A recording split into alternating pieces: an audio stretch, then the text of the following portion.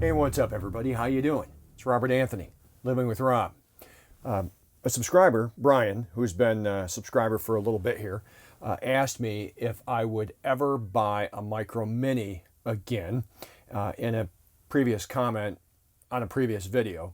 And I'm going to answer that question today in today's video. My thoughts on the Micro Mini 2108 DS FLX series, the Flex series that I have. But before I get into that, I wanted to give you an update on what's going on. So it's October 29th right now, and I am still in Holt, Michigan. Let's have a cup of coffee and talk a little bit about what's going on.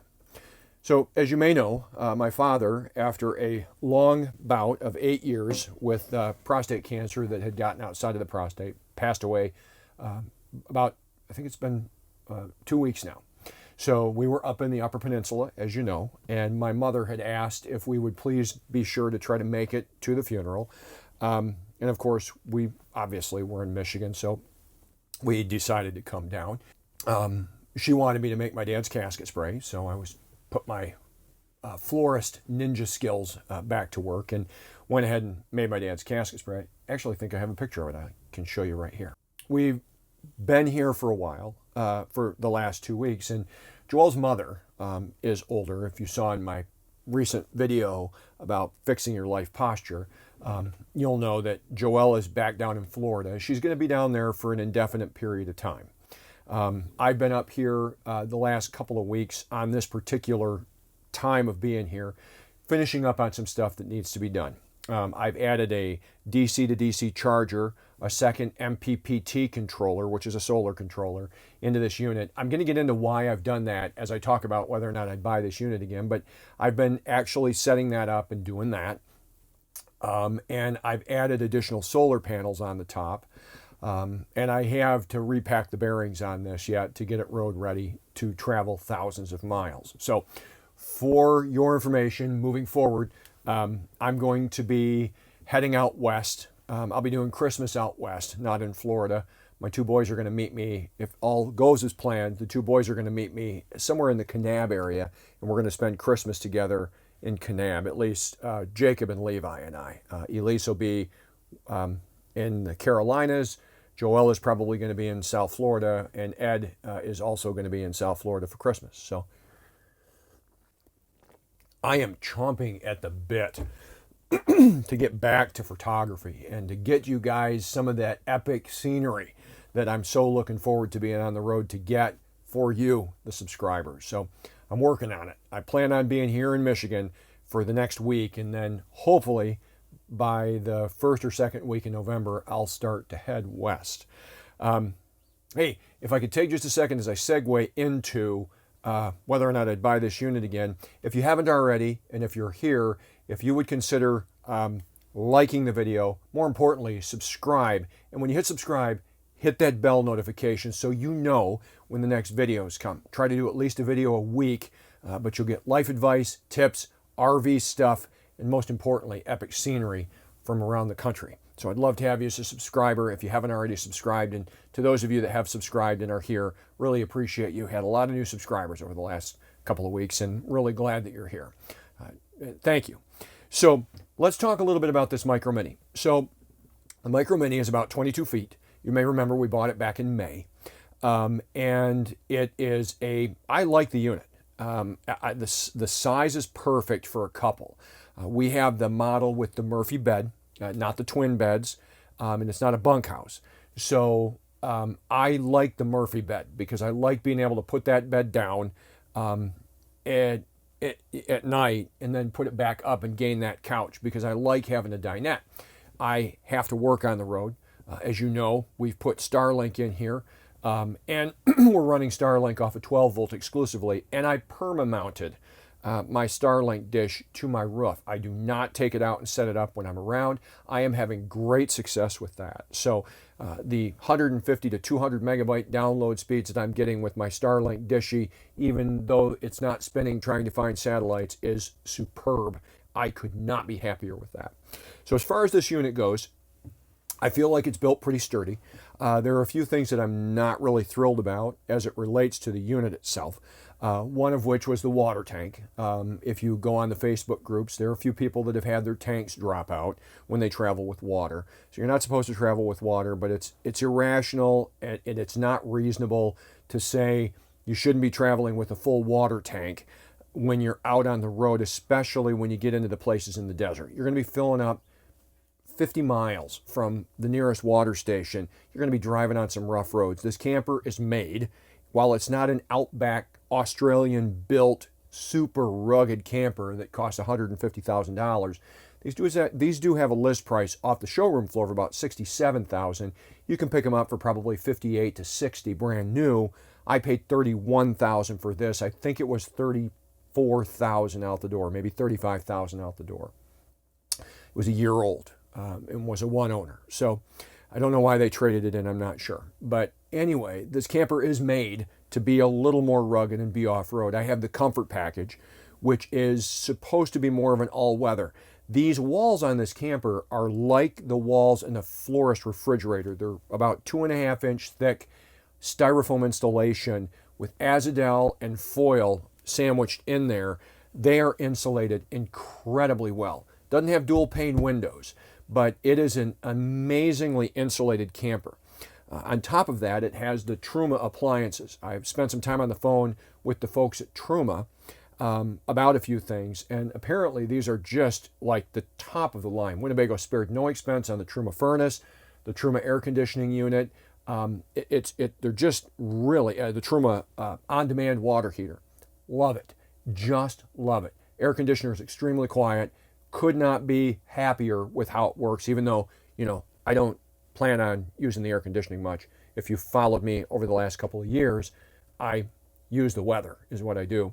The one thing that I don't like about this unit, while it does have tank heaters that run off a 12 volt and keep the tanks at about 45 or 50 degrees, there are 3 tank heaters, each of which runs at 75 watts when it's on. That's 225 watts that are going to be pulling off the battery at night to keep the tanks warm. Don't like that. This does not have a heated underbelly, although the 2108 DS model that's not part of the Flex series, which mine is, they do have heated underbellies, forced air. So one of the things that I don't like about this unit as we've gotten into colder weather is the fact that it has one air duct, one.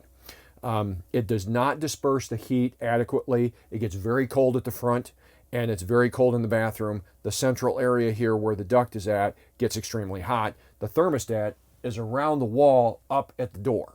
So, I talked to the guy at Truma. I wanted to put in additional air ducts. He advised against it. He said the factory engineered it this way. Winnebago, if you're listening, if you're watching this, these do need better air circulation. They need better air ducts, and I do not understand why this hasn't been ducted to put forced air down into the underbelly. When the furnace sits right on top of the floor, it would be easy to route a duct down there.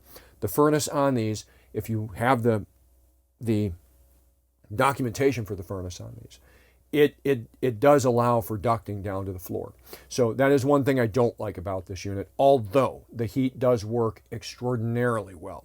So I think that that's an upgrade I would like to see if that were at all possible. So again, to get back to it, I did upgrade the water tank supports. You may remember from one of my previous videos, which I'll put a link up in the description up here, or up here. There's a link to that up there. They come with 2 20-pound tanks. When you're living in it full time, in my view, that's not enough. I spent $75 a piece, $150. I bought 2 30-pound tanks. This does handle 30-pound tanks in the front. That was worth it. I do not do tank exchanges. They are a ripoff and a waste of money. I go to U-Haul typically and get them filled up. There are other options, but U-Haul is all around the country. Any of the full-time corporate-owned U-Haul stores have 7-day-a-week propane fills, anywhere between like $3 and $3.75 a gallon. I can fill up both tanks for less than $50. Both tanks will last me about 6 weeks if it's heating and cooking. So to me, that's outstanding. I love it. For me, again, being on the road full time, I got to spend the money. If you're doing this camping, don't know that you got to spend the money. I do. It's my home. It's an investment. So I wanted to spend the money to get some of these upgrades done. Another upgrade that I did, these come with your standard little dinkety 6-inch fans. It's not enough volume of air that gets pulled out of here. So I put 2 of the different inserts in. One's a hang, and the other one might be a vent line. I'm not really sure, but those were easy swap outs. They are amazing. The hang is a little bit louder than the one that I put in the kitchen, which again I think is a vent line, but I'm not 100% sure. Can't remember. I will put links in the description below to anything that I've purchased so that if you want to look it up, you can. But those fans are outstanding. On top of those fans, I put the Max Air hoods. They do not come on this unit. I put the Max Air hoods on so that I can be pulling air through this unit even in the rain. Those are a great investment, inexpensive. I love those. Now, let me talk to you a little bit about the power here. So this comes with a 320 amp hour Lithonics battery. Lithonics is Cadillac as far as the batteries go. They sell their battery, that 320 amp hour battery, for $4,000. So this unit has the top of the line equipment. I do not think that's necessary, but it's what the unit came with. They're now offering a second battery because so many of the people that own these were complaining about the time and the shelf life, or the length of time that you can go with your battery before you have to be on shore power to charge it up, based on the installed solar from the factory and some other factors. So they push that this Flex series has a 5-day life before you need shore power. That is not at all the case. If it's cloudy, I'm seeing 2, maybe 3 days. 320 amp hours is good. The battery's purpose is to get you through the night. It's to run your heater, to run your refrigerator, but you should have enough solar to not only power everything that you need during the day, but you should also be able to charge your battery up. So the unit comes with 2 190 watt GoPower panels and a 30 amp MPPT controller installed by the factory. GoPower is top of the line as far as solar panels go. Now, there's enough room up there to add additional solar panels. The problem that you have is they wire them in series when they wire them, so you can't really put anything in parallel. They also wired the solar on the side port on this unit in parallel with that series, meaning it would radically reduce the performance of the factory installed 380 watts of solar were you to plug into it. So what I've done is, because I needed additional storage or additional power, I want to show up with a full battery wherever I go. So if I'm driving, usually I'm driving for 5 to 6 hours to get from one place to the next when I've made a decision to move.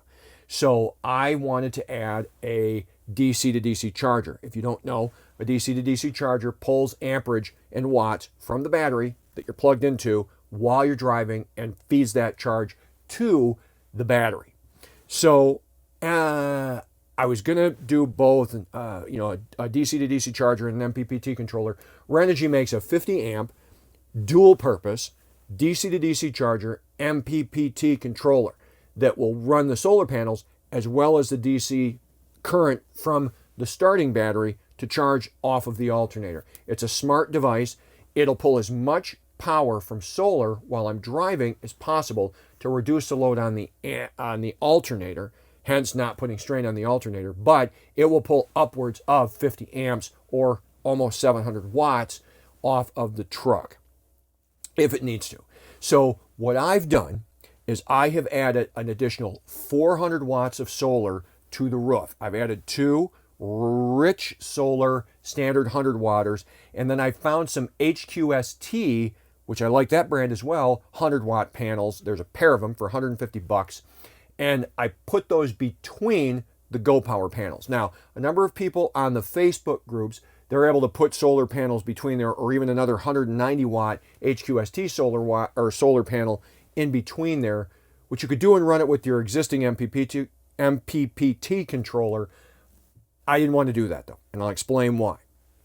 The 2 rich solar panels would have been so long that had I bought those and put them in there, while they're narrower, they would have bucked right up against the air conditioning unit. And I needed at least 6 to 8 inches away from that air conditioning unit to, if I ever need to service it and be up there, I got to be able to get around it. So I found these shorter panels that are wider. So what I had to do here this past week, I actually cut the mounts from the HQ or from the GoPower panels installed from the factory. I reinstalled those much farther apart, giving me the room that you see here to put those panels. Now I have a total of 400 watts wired in parallel coming down the side of the camper, going into the side, penetrating into the battery compartment, and giving me a lot more power, like 400 more watts constantly from the sun. Then what I did is I rewired the solar on the side port to the new Renogy controller in parallel with those, giving me now a combined total of the ability to put 600 watts of power. I wanted 200 watts on the ground so that when I get set up at camp, I can take that solar panel and I can angle it toward the sun and really improve the amount of solar that I'm able to grab. So now I have I have 980 watts, just short of 1,000, 980 watts of solar grabbing sun during the day. Now, even if I'm only getting half of that, 50% efficiency on a given day, that means I'm going to have 500 watts, theoretically, of power coming into my unit on any given day. That's enough to run my laptop, the refrigerator, and every other device that we have going because Starlink is on 12 volt. I rewired my Starlink to be on 12 volt, and that will allow me to still charge my battery because the goal is to recharge the battery, whatever you lost overnight. I also added a Champion dual fuel propane generator that runs off propane, 2,500 watts. I can pull 75 amps off of that easily to charge my battery, worst case scenario. The holding tanks on this are standard. I think there's 25 gallons each on the black and the gray, 31 gallons on the freshwater, plus I put 21 gallons of fresh water in the bed of the truck when I'm getting ready to get to camp. I have 52 gallons of water, plenty more than enough for a week off grid. So I do like this unit. I love the stove. There are a ton of things good that I have to say about this. The refrigerator is huge in this thing. It's amazing how much food we can get in here. We do have a microwave. If we want to use that and we're off grid, we'll throw the generator out and let the generator power the microwave. The microwave will run off the battery, but it'll pull the battery down really fast. We also brought a small air fryer.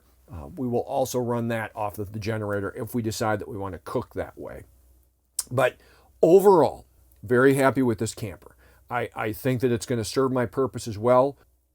I think those are the upgrades that I wanted to mention that I think are important and that are helping our overall experience as it relates to this.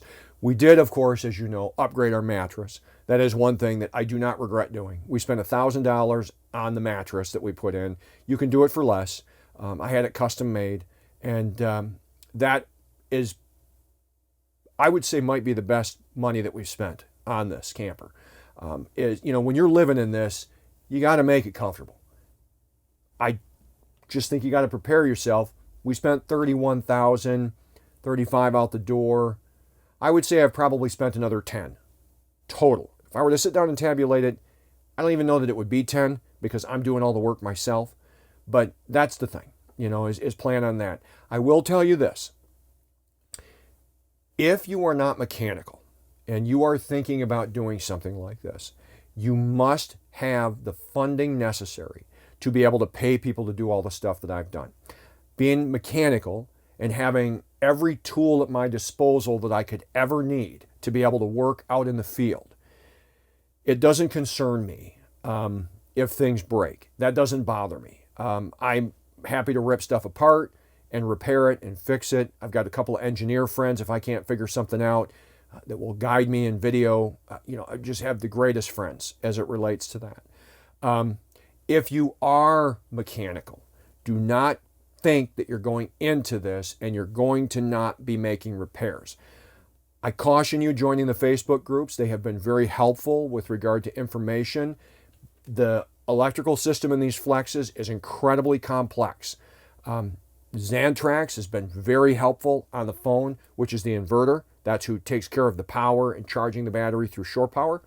The Lithonics people are based in Clearwater, Florida. Also incredibly helpful. Super people. I have really enjoyed being on the phone with them. I've dealt with Jake Irwin personally at GoPower. Jake is incredibly helpful as well. I feel like I've said incredible too much, incredibly. I'll try to not say it again. Jake has been a big help to me.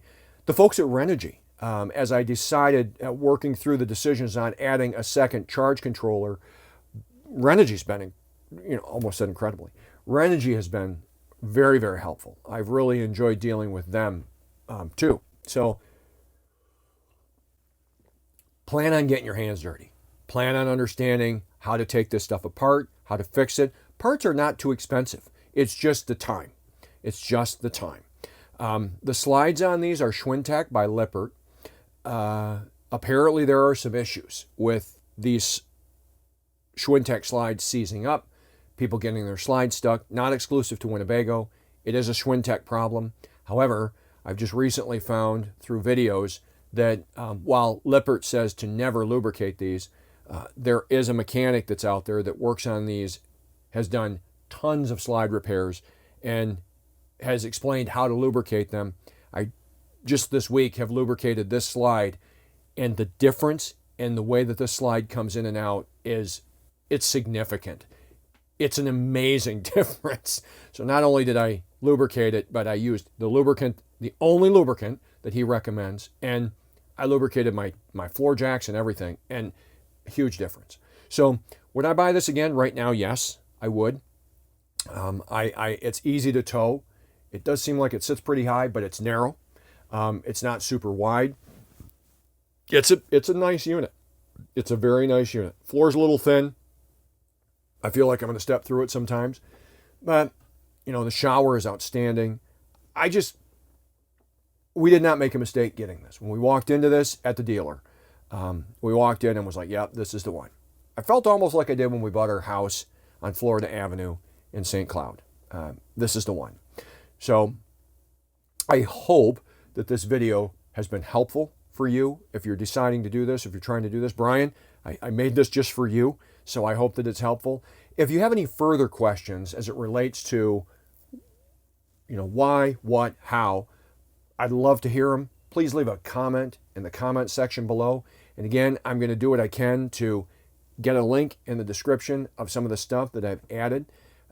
This coming off the floor, it would work fine. But again, prepare yourself to learn how the electronics on these Flex models work. Once you've dealt with the three, you don't ask Winnebago. They don't know. You talk to them, they're selling something that they don't really know about or understand fully with regard to the settings. It comes off the factory floor with the settings improper. It is so complex and so intricate, dealers don't typically know how to deal with it. You're going to want to deal directly with the manufacturers, that being Lithonics, Xantrex, and GoPower. When the time comes that the battery dies on this, I will be adding 2 batteries, maybe at 300 amp hours, not adding Lithonics battery. It's just, they're way overpriced. I'll probably add a SOC, SOK. There are other batteries that are about half the price that are heated and have a battery management system, a BMS like this Lithonics does, that are grade A batteries. Not necessary to have the battery. But if you're using it for camping, you're going to go on 3 or 4 days at a time, this camper off the showroom floor will work to serve those needs. If you're thinking about living in it, you are going to be wanting to make some upgrades, but the upgrades are well worth it. So I hope this is helpful. And I think that's about all I have to say with regard to whether or not I do this again. I've enjoyed having a cup of coffee, what little I've had of it, while we've been talking. Just want to say thank you. I appreciate you as a subscriber, as a viewer, and I'm glad that you're here. Thanks for helping make this channel what it is. Thanks for growing with me. Thanks for your patience as I try to figure out what the hell I'm doing. All right? Hey, I'll see you in the next one. Take care, everybody. Rob out.